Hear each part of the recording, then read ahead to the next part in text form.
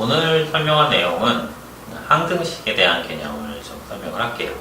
원래 이제 식에 가장 기본적인 형태가 등식과 부등식, 그리고 그 등식에서 이제 두 가지 개념이 있는데 그게 이제 방정식과 항등식이에요.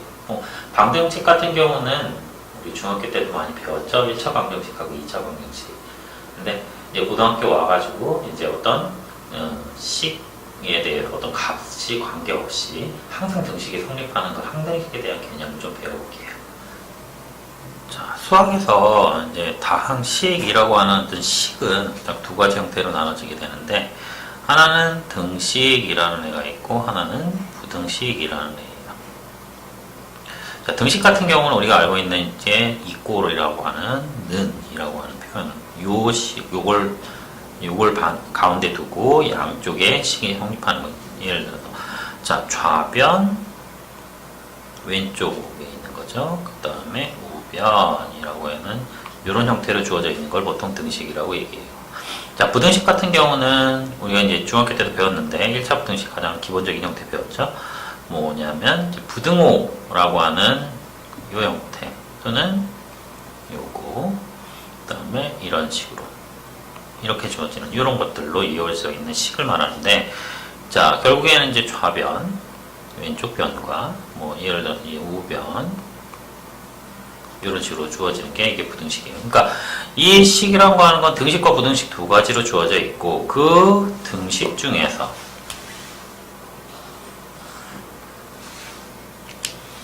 그 등식이라고 하는 이 등식 중에서 두 가지 형태가 있는데 방정식과 항등식이라고 하는 개념이 존재를 하는 거예요. 자, 방정식 같은 경우는 어떤 식에 대해서 이제 미지수의 값이 주어져 있을 때 그 값이 뭐 예를 들어서 이제 뭐 2x 플러스 1이 0이다 라고 이렇게 주어져 있으면 얘가 x가 마이너스 1일 경우에는 x가 마이너스 1이다 라고 하게 되면 이건 등식이 성립하지 않아요.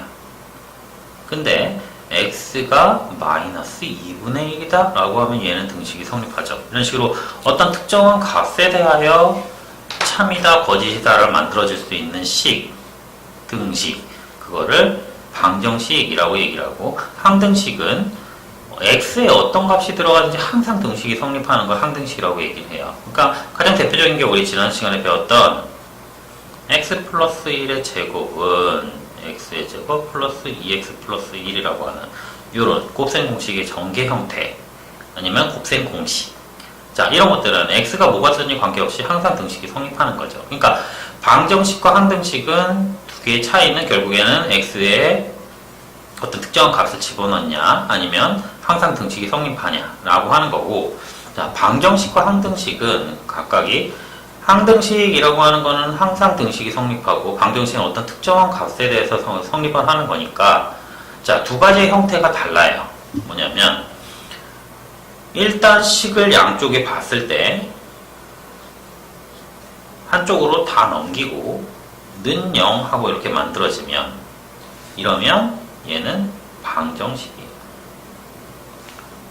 자, 마찬가지 방법으로 항등식도 다 전개를 해서 한쪽으로 다 넘겨버려요. 그러면 0하고 0 이렇게 해가지고 다 없어지고 남는 게 없어요. 양쪽이 0은 0이다 라고 이렇게 만들어진 형태.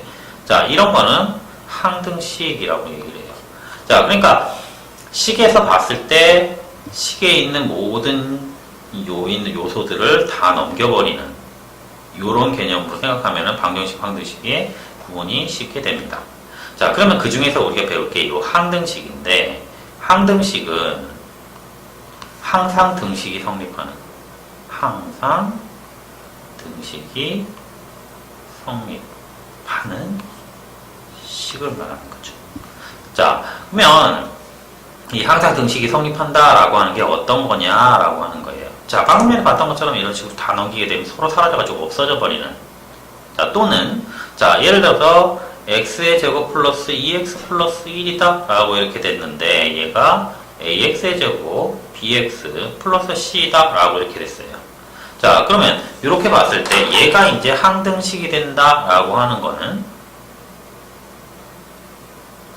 x의 값에 관계없이 항상 등식이 성립해야 되는 거죠. 그러면 다 없어져야 되니까 다 넘겨놓고 1-a에 x제곱 플러스 2-b에 x를 플러스 자 1-c 는 0이라고 이렇게 만들 수 있겠죠. 자 그러면 상등식은 양쪽이 0이고 0이 돼야 되니까 이쪽이 x의 값에 관계 없이 0이 돼야 되는 거죠. 그러려면 앞에 곱해져 있는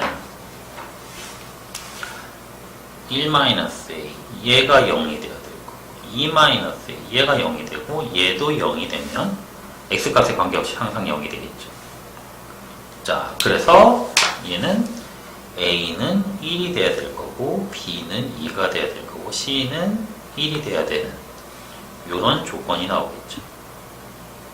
자 요게 이제 이 위에 있는 등식이 항등식이 되는 어떤 조건이 되는 거예요. 자, 보통 이제 항등식이다라고 하는 얘기는 보통 이제 x에 관계없이, x값에 관계없이 라는 얘기 또는 x, y에 관계없이 라는 얘기들이 포함이 돼요. 자, 가장 기본적인 틀을 보게 된다라고 하면 이런 식으로 주어지죠. 또는 x의 제곱, x 이렇게 주어지기도 하고 이렇게 주어지기도 하죠.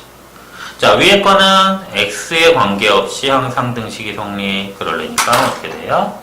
여기가 0 되고 여기도 0 되면 돼요. 자 이것도 마찬가지 x에 관계없이 여기가 0이고 여기가 0이고 여기가 0 되는 조건 x, y에 관계없이 여기도 0이고 여기도 0이고 여기도 0이 되겠죠. 자, 이게 가장 기본적인 항등식의 형태예요. 그러면 문제에서는 어떤 식으로 하는지 한번 볼까요? 자, 문제를 볼까요? 이렇게 보면 이런 식으로 주어져요. 조금 어려운 형태긴 한데 자, 모든 실수 x에 대하여 항상 값이 일정하다라고 얘기를 했네요. 항상 값이 일정하니까 그 일정한 값이 뭔지 모르겠는 거죠. 그러니까 항상 등식이 성립한다라는 얘기를 생각하면 자 이런 문제 같은 경우는 자 2x의 제곱 플러스 ax 플러스 1분의 x의 제곱 bx 플러스 a는 k다 라고 이렇게 어떤 특정한 값 뭔지 모르니까 그거를 이제 이런 k다 라고 t다 아니면은 뭐 a다 뭐 이런 식으로 쓸 수가 있을 거예요. 자 그래서 이게 어떤 일정한 값이다라고 하고 그 값을 모르니까 k라고 놨던 거죠. 자 이렇게 되면 자 요거는 이제 방정식의 풀이에서 자 저쪽으로 넘기는 등식의 풀이에서 bx 플러스 a가 2kx 제곱 플러스 akx 플러스 k다 라고 이렇게 나타낼 수 있을 거고 우리가 이제 요거를 보면 이제 x 값에 관계없이 항상 성립해야 되니까 모든 실수 x다 라고 한다. 요 문제 먼저 생각을 해야겠네. 모든 실수 x다 라고 하는 얘기는 다시 쓰면 x가 값에 관계 없다 라고 하는 얘기하고 같은 얘기예요. 자 그렇게 되면 이제 결국 얘는 항등식 문제인 거고 자 그러면 요 얘기를 통해서 얘는 항등식이다.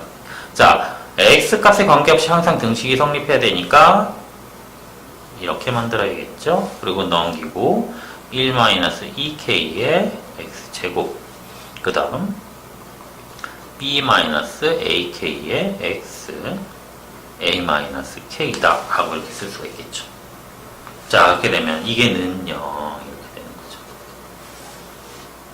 자 그렇게 되면 자 x값에 관계없이 항상 등식이 성립해야 되니까 항상 0이 돼야 되는 거 얘가 0이고 얘가 0이고 얘가 0이어야겠네요.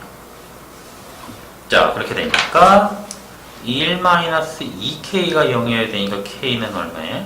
2분의 1 이렇게 나오고 자 그 다음에 a-k가 0이어야 되니까 A는 K를 대입.